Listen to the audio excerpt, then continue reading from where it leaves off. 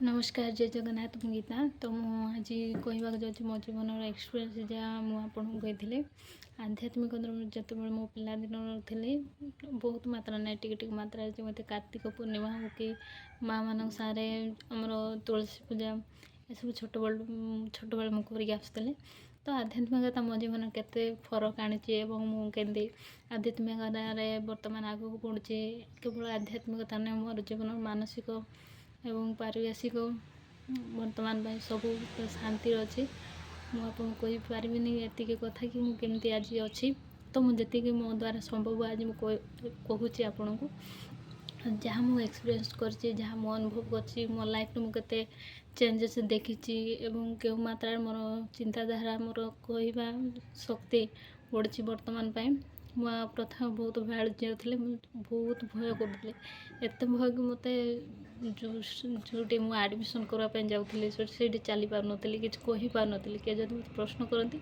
पूरा स्टप हो जाती क्लास रे जो मत क्वेश्चन पचारूले मुझे हाथ टेक पार नी मुझे आंसर जानी थाए कि हाथ टेक पार नी मो मन से बहुत भय था तमर कौन हम जो आमर हम संग हम कौन सी जगार कौन सी मीटिंग हम गोष्ठी हम तो सीटी समस्त बस था उठिक चली पार नी मो हृदय से भय था आज मुझे बर्तमान ये कहूँ देखो मो भौणी मान कहते मो लाइफ रे बहुत एक्सचेंज होती तो आज से विषय मुझे आपण मान कहूँ कि अजाणतर कहूना जहाँ जी जानी जहाँ जी शुणी जो मैंने आदर्श अच्छा जो मैंने मो ठार अधिका जानते मो ठार अधिक नहीं से अधिका ही जानते गुरु मान ठारू जो प्रवचक मैंने अच्छा कि मो जीवन प्रवचक ही मो जीवन को बहुत मात्रा परिवर्तन कर मो जीवन संस्कार कर हृदय भाव मन शुद्धता आसी मोर एवं मो जीवन परिवर्तन करने मत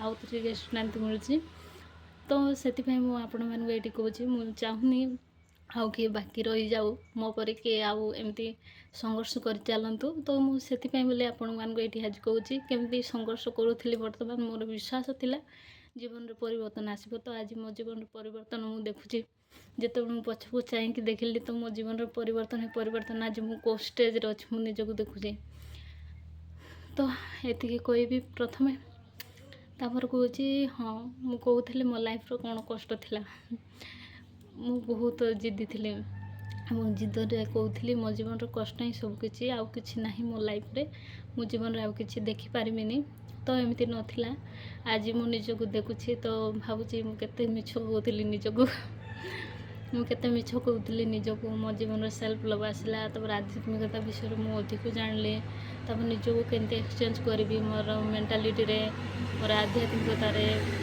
मोर डेली लाइफ रे हो कि मो आखपाख लोक सारे मुझे व्यवहार करी कि निज स्वास्थ्य प्रति केमती मुझे आज ध्यान दूची निज स्वास्थ्य को केमती इम्पोर्टाट दूची निज के इम्पोर्टाट दूची मोर जीवन संस्कार को केते इम्पोर्टाट दूची तो से विषय आज मुझे जनाऊँगी मोर कुनि कुनि भौणी मैंने जो मैंने पढ़ुले स्कूल रे से देखाईदेली तो सीठू मत लगे कि ए विषय अधिक कहबी मो पर आउ केते नथिबे छोट छोट थे मोटू बड़ थे मोटू सान थे कि मो एजर थे जो मानक आवश्यक थी कि आज एक्सचेंज कर आसी मो लाइफ रे आउ मु जहाँ चेंज कर चाहूँगी समस्ते ये चेंजेस को फिल करंतु तो जिते बड़े आम जीवन कौन सी कष्टदायक समय आसताए तो आमको लगी था से कष्ट कौन कर दो आम जीवन तो कष्ट आसताए तो आम ताको स्वीकार कर न था तापर आ छोट छोट कष्ट आसे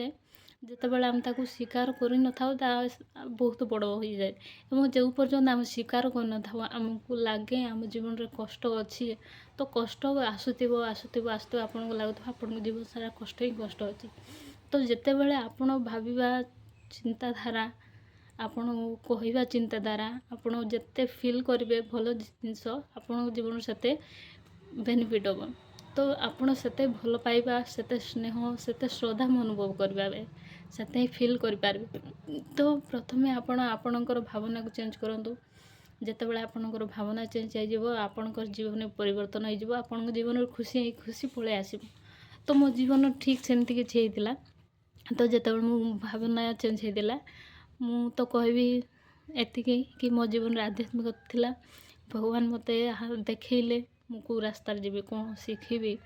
ତ ମୋ ଜୀବନରେ ଆସିଥିଲା ମୋର ଚିନ୍ତାଧାରାକୁ ମୁଁ କେମିତି ପ୍ରଥମେ ବଦଳି ପାରିବି। ଯେତେବେଳେ ମୁଁ ଜାଣିଲି କ'ଣ ଆମ ଚିନ୍ତାଧାରା ହିଁ ଆମକୁ କଷ୍ଟ ଦେଇଥାଏ, ତ ମୁଁ ଗୋଟେ ଏମିତି ଝିଅ ଯାହା ମୋତେ ଫିଲ୍ ହେବ ଏଇଟା ଉଚିତ ମାର୍ଗ, ମୁଁ ସେଇଟା ଆପଣାଇଥାଏ, ସେଇଟା ଫଲୋ କରିଥାଏ। ତ ମୁଁ ସେମିତି ଫାଷ୍ଟ ତ ଏମିତି ବହୁତ ଜିନିଷ ଆସିଲା ମୋ ଜୀବନରେ, ମୁଁ ତାକୁ ଆକ୍ସେପ୍ଟ କରିନଥିଲି କେବେ। ତାପରେ ଯେତେବେଳେ ଧ୍ୟାନ ଦେଲି ହଁ ଏଇ କଥାଟା ଠିକ୍, ମୋ ଜୀବନରେ ମୁଁ ଏହା ଭୁଲ କରୁଛି, ଯେତେବେଳେ ମୁଁ ଏ ଜିନିଷଟା ଅନୁଭବ କଲି ତାପରେ ସେଇଟାକୁ ପରିବର୍ତ୍ତନ କଲି। ଯେତେବେଳେ ସେଇଟାକୁ ପରିବର୍ତ୍ତନ କଲି ଆଜି ମୋ ଜୀବନ ମୁଁ ପରିବର୍ତ୍ତନ ଦେଖୁଛି, ଆଜି ଖୁସିରେ ଅଛି। ଯିଏ ଯେତେ ଯାହା କହିଲେ ବି ମୋତେ ମୋ ହୃଦୟକୁ ଏତେ ଆଘାତ ଦେଉନି କି ମୋତେ ବଞ୍ଚିବାକୁ ଇଚ୍ଛା ନଥିବ। ଆଜି ମୁଁ ବହୁତ ଖୁସି ଅଛି, ଏ ସଂସାରରେ ଜନ୍ମ ହେଇଛି, ଭଗବାନଙ୍କର ସନ୍ତାନ। ଆଜି ମୁଁ ଏ ଧରତୀରେ ଅଛି, ତ ମୁଁ ଯୋଗ୍ୟତା ଥିବାରୁ ହିଁ ଭଗବାନ ମୋତେ ଏ ଧରତୀରେ ପଠାଇଛନ୍ତି। ମୋର କର୍ମ ଅଛି ଏବଂ ସେ କର୍ମକୁ ସଫଳ କରିବାକୁ ଭଗବାନ ମୋତେ ପଠାଇଛନ୍ତି। ଆଜି ଏହି ଭାବନାରେ ମୁଁ ବହୁତ ଖୁସି ଅଛି। ପ୍ରଥମେ ମୋର ମନରେ କୋଶ୍ଚିନ୍ ଥିଲା କାହିଁକି ଏ ସଂସାରରେ ଆସିଛି, ବୋଧହୁଏ ଭୁଲରେ ପଳେଇ ଆସିଛି। ଠିକ୍ ଏମିତି ହେଇଥିଲା, ସତ କଥା। କିନ୍ତୁ ଏମିତି ନୁହଁ। ମୁଁ ତ ଭଉଣୀମାନଙ୍କୁ କହିବି, ଯେତେବେଳେ କିଏ କ'ଣ କହୁଛନ୍ତି ତାଙ୍କୁ ଆଘାତ ହୋଇଥାଏ, କଷ୍ଟ ହୋଇଥାଏ। ଆଉ ସେ ଆଘାତ ଯେତେବେଳେ ଆମର ଗୋଟେ ଏଜ୍ ଥାଏ, ଯେତେବେଳେ ଆମେ ଛୋଟ ଏଜ୍ରେ ଥାଉ, କୌଣସି ଜିନିଷ କିଏ ଏମିତି କହିଥାନ୍ତି କିମ୍ବା ଏମିତି ଏକ ବ୍ୟବହାର ହୋଇଥାଏ ଆମକୁ ଯେଉଁଟା ଆଘାତ ଦେଇଥାଏ, ସେଇଟା ବହୁତ ସମୟ ପର୍ଯ୍ୟନ୍ତ ଆମ ହୃଦୟରେ ଥାଏ। ଆମେ ନିଜକୁ ଏକୁଟିଆ ମନେ କରିଥାଉ ଏବଂ ଭାବିଥାଉ ଆମକୁ କିଏ ଭଲ ପାଉନାହାନ୍ତି, କି ଆମକୁ କଷ୍ଟ ଦେଉଛନ୍ତି, କି ତାଙ୍କର ଜାଣତର ଅଜାଣତର ଯେଉଁ ଜିନିଷ କଲେ ସେଇଟା ଆମ ହୃଦୟରେ ଯେଉଁ କଷ୍ଟର ଆଘାତ ସେମିତି ରହିଯାଇଥାଏ। ଏବଂ ସେଇ ଜିନିଷଟା ଯେତେବେଳେ ହିଲ୍ ହୋଇନଥାଏ କି ଆମ ଜୀବନରେ ଆମର ହୃଦୟରେ ତାହାର ସମାଧାନ ଆମେ ବାହାର କରିନଥାଉ, ତ ସେଇଟା ଆମକୁ ଚିରସ୍ଥାୟୀ ମନେ ହୁଏ। ଏବଂ ଆମେ ବହୁତ ସମୟ ଧରି କି ଆମର ଫ୍ୟାମିଲି ମେମ୍ବର ହୁଅନ୍ତୁ କି ଆମର ସାଙ୍ଗସାଥି ହୋଇଥାନ୍ତୁ କି ତାଙ୍କ ସହିତ ଏକ ଦୂରତା ଆମେ ଅନୁଭବ କରିଥାଉ, କନେକ୍ସନ୍ ତୁଟିଯାଏ। ଆମେ ଭାବୁଥାଉ ସେ ଆମର ନିଜର ହେଇକି ବି ନିଜର ନାହାନ୍ତି, ଆମେ ପାଖେ ଥାଉ କିନ୍ତୁ ଆମର ହୃଦୟରେ ଭାବ ନଥାଏ, ସେମିତି କିଛି ହୋଇଥାଏ।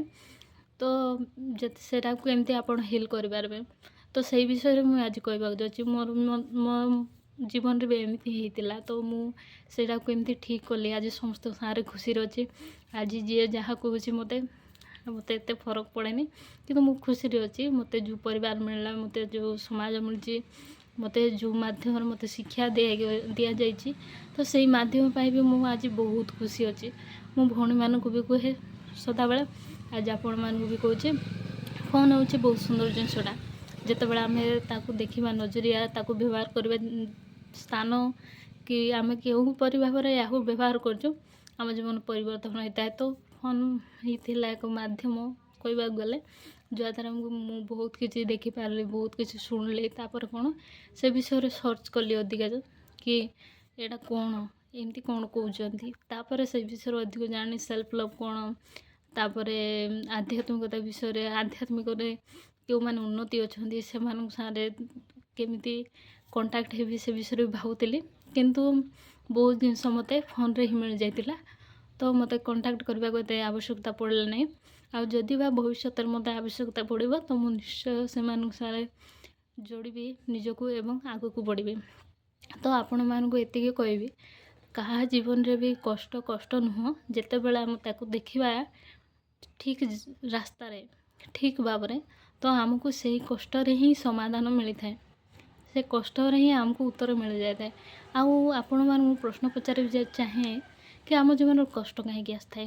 ତ ମୁଁ ନିଜେ ଭାବୁଛି ଆମ ଜୀବନର କଷ୍ଟ ଯେତେବେଳେ ଆସେ ଆମେ ଉଚିତ ମାର୍ଗ ମାପିଥାଉ, ଏକ ଉଚିତ ରାସ୍ତାରେ ଚାଲିଥାଉ, ଆମେ ରାସ୍ତା ଖୋଜିଥାଉ, ସମସ୍ୟାର ସମାଧାନ ଖୋଜିଥାଉ। ଯେତେବେଳେ ଆମକୁ ସମସ୍ୟାର ସମାଧାନ ଖୋଜିଥାଉ, ଏକ ଉନ୍ନତି, ଆମକୁ ଭଗବାନ ଗୋଟେ ଉନ୍ନତି ଦେବା ପାଇଁ, ଭଗବାନ ଏକ ଦିଗ୍ବିଜୟ ରାସ୍ତା ଦେବାକୁ ଏବଂ ନିଜ ସାଙ୍ଗରେ କନେକ୍ସନ୍ କରିବା ପାଇଁ ଏକ ରାସ୍ତା ବତେଇଥାନ୍ତି। ତ ଯେତେବେଳେ ଆମେ କଷ୍ଟ ହୁଏ ଆମେ ଧଡ଼ପଡ଼େଇ ଯାଉ, ତାପରେ ଆମେ ଖୋଜିଥାଉ, ଏପଟେ ସେପଟେ ଭାବୁଥାଉ କିଏ ଆସିବ, କିଏ ସାହାଯ୍ୟ କରିବ, ଏବେ ମୁଁ କେମିତି ଆଗକୁ ବଢ଼ିବି, ସେମିତି ଭାବୁଥାଉ। ଯଦି ଆପଣଙ୍କର ପୂର୍ଣ୍ଣତାରେ ବିଶ୍ୱାସ ଅଛି, ହଁ ମୁଁ ଏଠୁ ବାହାରିବି, ଆପଣ ଯଦି ତୁଟିଯିବେ, ଭାଙ୍ଗିଯିବେ ସମସ୍ୟାର ଦେଖି, କଷ୍ଟ ଦେଖି, ତ ସେତେବେଳେ ଆପଣଙ୍କୁ କଷ୍ଟ ହିଁ କଷ୍ଟ ଦେଖାଯିବ। ତ ସେମିତି କରନ୍ତୁନି। ଏମିତି ନୁହଁ କି ଭଗବାନ କେବେ ଆପଣଙ୍କୁ ରାସ୍ତା ଦେବେନି। ଯଦି ଆପଣଙ୍କ ପାଖରେ 10ଟି ରାସ୍ତା ଅଛି, ଭାବନ୍ତୁ ଆପଣଙ୍କ ପାଖରେ 10ଟି ରାସ୍ତା ଅଛନ୍ତି, ଆପଣ କନଫ୍ୟୁଜ୍ ହେଇଯିବେ ଆପଣ କେଉଁ ରାସ୍ତାରେ ଯିବେ। ଭଗବାନ ସବୁ ରାସ୍ତା ବନ୍ଦ କରିଦିଅନ୍ତି, ସେତେବେଳେ ଆମେ କ'ଣ ହେଇଯାଉ, ଆମେ କେଉଁ ଆଉ କିଛି ରାସ୍ତା ନାହିଁ, ଧଡ଼ପଡ଼ ହେଇଯାଉ, ଅଣନିଶ୍ୱାସ ହେଇଯାଏ ଜୀବନ, ଆଉ ଭାଙ୍ଗିଯାଉ, ମାୟୁସ ହେଇଯାଉ।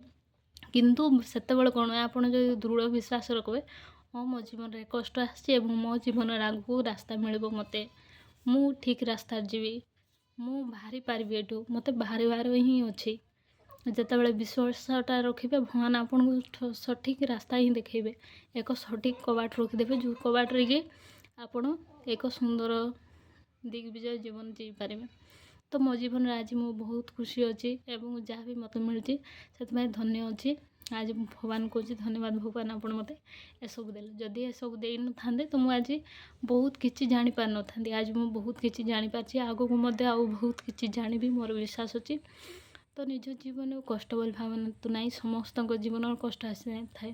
ଏମିତି ନୁହଁ କି ବେଳେବେଳେ ମାତା ପିତା ଓ ବଡ଼ ବଡ଼ ଲୋକମାନେ କହୁଛନ୍ତି ତୁମମାନେ ଏବେ ଛୋଟ ଅଛ, ତୁମ ଜୀବନର କଷ୍ଟ କ'ଣ, କାହିଁକି ତୁମର ଜୀବନରେ ଦୁଃଖ, ତୁମେ କାହିଁକି ଦୁଃଖ ଭାବୁଛ। କିନ୍ତୁ ଏମିତି ନୁହଁ। ଭଗବାନ, ଆମେ ହେଉଛୁ ଆତ୍ମାର ଜନ୍ମ ହେଉଛି ନିଜ ଆତ୍ମାକୁ ଉନ୍ନତ ଭାବରେ କରିବା। ଆତ୍ମାକୁ ଉନ୍ନତି ଦରକାର ଥାଏ। ତ ଆତ୍ମା ଉନ୍ନତି ପାଇଁ ଏ ସଂସାର ଜନ୍ମ ଆସିଥାଏ। ତ ଆମେ ମନୁଷ୍ୟ ଜନ୍ମ, ବିଭିନ୍ନ ପଶୁପକ୍ଷୀ ଜନି ଅଛନ୍ତି ଯେଉଁମାନେ ଭଗବାନଙ୍କୁ ପାଇବା ପାଇଁ ସମ୍ଭବପର ନୁହନ୍ତି, କିନ୍ତୁ ଆମକୁ ଭଗବାନଙ୍କୁ ପାଇବା, ଏକ ଜ୍ଞାନ ପାଇବା, ଏ ସଂସାର ତ ଆମେ ଜ୍ଞାନ ପାଇଁ ହିଁ ଜନ୍ମ ଆସିଛୁ। ତ ଜ୍ଞାନ ପାଇବାର ଶକ୍ତି ମନୁଷ୍ୟ ପାଖରେ ଅଛି। ତ ଏମିତି କାହିଁକି ମାୟୁସ ହେଉଛନ୍ତି, ମାୟୁସ ହୁଅନ୍ତୁ ନାହିଁ। ତ ମାୟୁସ ନ ହଏ ଶିଖିବା ପାଇଁ, ଯେତେବେଳେ ସମସ୍ୟା ଆସେ ଆପଣଙ୍କୁ ଖୁସି ହେବା ଉଚିତ କି ଆପଣଙ୍କୁ ସମସ୍ୟା ମିଳିଲା। ବର୍ତ୍ତମାନ ଭଗବାନ ଆପଣଙ୍କୁ ହାତ ଧରୁଛନ୍ତି। ଯେତେବେଳେ ଜୀବନରେ ସମସ୍ୟା ଆସେ ଭାବନ୍ତୁ ଆପଣଙ୍କୁ ଭଗବାନ ହାତ ଦେଲେ ଏବଂ ବର୍ତ୍ତମାନ ସେ ଆପଣଙ୍କୁ ହାତ ଧରିକି ଚଲେଇବେ। ତ ଯେତେବେଳେ ସମସ୍ୟା ଆସୁଛି ଖୁସି ହୁଅନ୍ତୁ ଏବଂ ଭଗବାନଙ୍କୁ ପ୍ରାର୍ଥନା କରନ୍ତୁ, ଭଗବାନ ମୋତେ ରାସ୍ତା ଦେଖାନ୍ତୁ। ଆପଣ ଏଇ ସଙ୍କଟଟା, ଯାହା ବି ଘଟଣାଟା, ଯାହା ବି ଆପଣ ମୋତେ ଦେଖେଇଛନ୍ତି ମୋ ଆଖିରେ, ବର୍ତ୍ତମାନ ଆପଣ କୁହନ୍ତୁ ମୁଁ କୁଆଡ଼େ ଯିବି। ଯେତେବେଳେ ଆପଣ ପୂର୍ଣ୍ଣତା ବିଶ୍ୱାସ ସହିତ, ସମର୍ପଣ ସହିତ ଏହା କୁହନ୍ତି, ହେଲେ ବେଳେବେଳେ ଭାବୁ ଆମେ ସମର୍ପଣ କହୁଛନ୍ତି, ନିଜକୁ ସମର୍ପଣ କରିବା କେମିତି। ଆପଣ କିଛି ଭୟ କରନ୍ତୁ ନାହିଁ। ଯେତେବେଳେ ଆପଣ ଭାବିବେ ମୁଁ ସମର୍ପିତ ଅଛି ଭଗବାନଙ୍କ ଠାରେ, ଆପଣ ଆପେ ଆପେ ସମର୍ପିତ ହେଇଯିବେ। ତ ମୁଁ ବି ଭାବୁଥିଲି ମୋ ଜୀବନରେ ଏତେ କିଛି ହେଇଗଲା, ମୁଁ କେମିତି ନିଜକୁ ସମର୍ପଣ କରିବି, କେମିତି ଭାବିବି ସମର୍ପଣ। ହେଲେ ମୋ ଜୀବନରେ ଏତେ କିଛି ଆସିଥିଲା ଯାହାଦ୍ୱାରା କି ମୁଁ ଆଜି ସମର୍ପିତ ଅଛି। ମୁଁ ବହୁତ ଖୁସି ଅଛି ସମର୍ପଣ ପାଇଁ। ତ ଆଜି ମୋ ଜୀବନକୁ ଭଗବାନ ଚଲାଉଛନ୍ତି, ଯାହା କରିବେ ସେ କରିବେ, ମୁଁ କେବଳ ଚାଲିବା ବାଲା, ମୁଁ କେବଳ ଏନ୍ଜୟ କରିବି। ମୁଁ ତ କହିଦେଉଛି ଭଗବାନ। ତ ମୁଁ କହୁଛି, ଏତିକି କହୁଛି କି ହଁ ଏବେ ମୁଁ ଯାହା କରିବି ଆପଣଙ୍କର ଇଚ୍ଛାରେ କରିବି। ତ ଆଜି ମୁଁ ଚାଲୁଛି ବର୍ତ୍ତମାନ ପାଇଁ। ତ ଆପଣମାନଙ୍କୁ କହୁଛି ଦୟାକରି ଭାବନ୍ତୁ ନାହିଁ କି ଆପଣଙ୍କ ଜୀବନରେ କଷ୍ଟ ଆସିଲେ ଆପଣ ଖୁସି ହେଇଯାଆନ୍ତୁ କି ଭଗବାନ ଆପଣଙ୍କୁ ଦେଖୁଛନ୍ତି, ଆପଣଙ୍କର କର୍ମଫଳ ଦେଖାଉଛନ୍ତି। ବର୍ତ୍ତମାନ ଯେତେବେଳେ କଷ୍ଟ ଆସେ ଆପଣଙ୍କୁ ରାସ୍ତା ଦିଅନ୍ତୁ ଏବଂ କୁହନ୍ତୁ କି କ'ଣ ହେଉଛି ଏ ଜୀବନରେ, ସଂସାରରେ। ତ ଯେତେବେଳେ ସମସ୍ୟା ଆସେ ଆପଣଙ୍କୁ ଚୁଜ୍ କରିବା ପାଇଁ ସମୟ ଥାଏ, ତ ସେ ସମୟରେ କ'ଣ କରାଯିବ, ଭଗବାନ ଆପଣଙ୍କୁ ରାସ୍ତା ଦିଅନ୍ତି କି ଚୁଜ୍ କରେ ତୋ ପାଇଁ କ'ଣ ସବୁଠାରୁ ବେଷ୍ଟ। ହେଲେ ସେତେବେଳେ ଭଗବାନ ସମସ୍ତଙ୍କୁ ଆଧ୍ୟାତ୍ମିକତାର ଭାବରେ ଡାଳିବା ପାଇଁ ବି ଏକ ସମୟ ଦିଅନ୍ତି ଏବଂ ନିଜକୁ ଆଧ୍ୟାତ୍ମିକତାରେ ପରିପୂର୍ଣ୍ଣ କରିବା ପାଇଁ ବି ଏକ ସମୟ ଅବଧି ଆପଣଙ୍କୁ ପ୍ରଦାନ କରାଯାଏ। ତ ସେତେବେଳେ ଆପଣ ସମୟ ବିଧି ଦେଖି ନିଜର ସମୟକୁ ସମାଧାନ ଭାବରେ ମାଗନ୍ତୁ। ତ ସେତେବେଳେ ଭଗବାନ ଆପଣଙ୍କୁ ସମସ୍ୟାର ସମାଧାନ ଦେଇଦେବେ। ତ ଯେତେବେଳେ ଆମେ ଆଧ୍ୟାତ୍ମିକରେ ଯାଉ କ'ଣ ହେବ, ଆମର ଭାବର ପରିବର୍ତ୍ତନ ହୋଇଥାଏ। ଆମ ଜୀବନରେ ଏମିତି ମାଧ୍ୟମ ମିଳିଥାଏ, ଯେଉଁ ମାଧ୍ୟମ ଦ୍ୱାରା କ'ଣ ହେବ, ଆପଣଙ୍କୁ ଆପଣଙ୍କର ପ୍ରଶ୍ନର ଉତ୍ତର, ଆପଣଙ୍କର କଷ୍ଟର ଉତ୍ତର ମିଳିଯାଇଥାଏ। ଉତ୍ତର ତ ନୁହଁ, ଆପଣଙ୍କ କଷ୍ଟର ଯେଉଁ ଔଷଧ ଥାଏ ସେ ଔଷଧଟା ଆପଣଙ୍କୁ ମିଳିଥାଏ। ତ ଯେତେବେଳେ ଆପଣ କୌଣସି ପଜିଟିଭ୍ ଜିନିଷ ଶୁଣୁଛନ୍ତି, ଜାଣୁଛନ୍ତି, ତ କ'ଣ କରୁଛନ୍ତି ତାହା ଥରେ ମାତ୍ର ଶୁଣୁଛନ୍ତି, ସେମିତି କରନ୍ତୁନି। ଆପଣ ଯେତେ ଅଧିକ ପଜିଟିଭ୍ ଜିନିଷ ଶୁଣିବେ, ଯେତେ ଅଧିକ ଯେଉଁ ବିଷୟରେ ଶୁଣିବେ, ଆପଣଙ୍କ ଜୀବନରେ ସେମିତି ଜିନିଷ ଆସିଥାଏ। ଆପଣଙ୍କ ଜୀବନରେ ହେଉ, ଆପଣଙ୍କର ଯେମିତି ବି ହେଉ, ଆପଣଙ୍କ ଜୀବନରେ ସେଇ ଜିନିଷଟା ହିଁ ଆପଣଙ୍କୁ ମିଳିମିଳି ଚାଳିବ।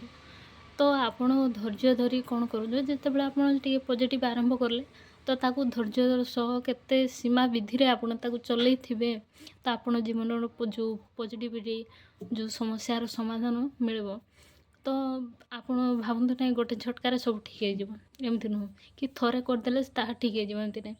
ଆପଣଙ୍କୁ ମୁଁ କହୁଛି ଏବଂ ମୁଁ ବି କରିଥିଲି ଏବଂ ମୋର ଭଉଣୀମାନଙ୍କୁ ବି ମୁଁ କହୁଥିଲି କ'ଣ, ଯେତେବେଳେ ଆପଣ ଚାହୁଁଛନ୍ତି ଆପଣଙ୍କ ଜୀବନର ସମସ୍ୟାର ସମାଧାନ ତ କହିପାରିବିନି, ଆପଣଙ୍କର ଭାବ ଅଛି କେମିତି ପରିବର୍ତ୍ତନ ହେବ।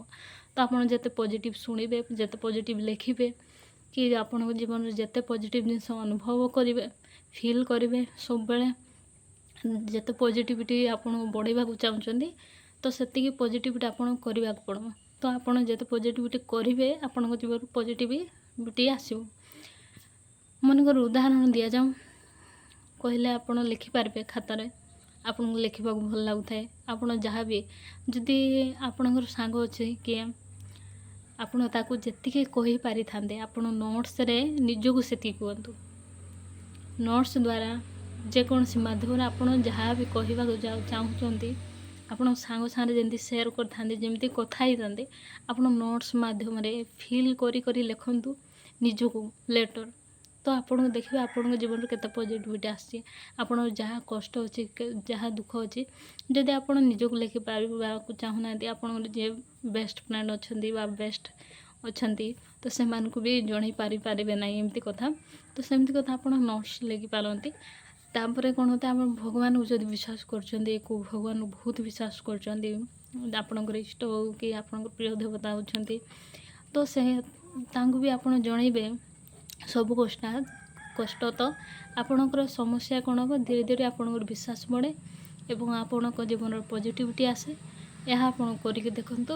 ତାପରେ ଆମେ କଥା ହେବା ଆଉ ଆଗକୁ ବହୁତ କିଛି। ତ ଏତିକି ରହିଲି ଏବଂ ଜୀବନର ସବୁ ସମସ୍ୟାକୁ ସମାଧାନ କରନ୍ତୁ। ତ ଏବଂ ମୁଁ ଆଉ ବହୁତ କିଛି କହିବି ଏହାପରେ। ତାପରେ ଆଜି ତ ଏତିକି କହୁଛି, ନୋଟ୍ସ ଲେଖନ୍ତୁ। ତ ଏତିକି କହି ମୁଁ ଆଜିର ଏହି ବହୁ ବଚନକୁ ଏଇଠି ରଖୁଛି। ତ ଜୟ ଜଗନ୍ନାଥ, ରାଧେ କୃଷ୍ଣ।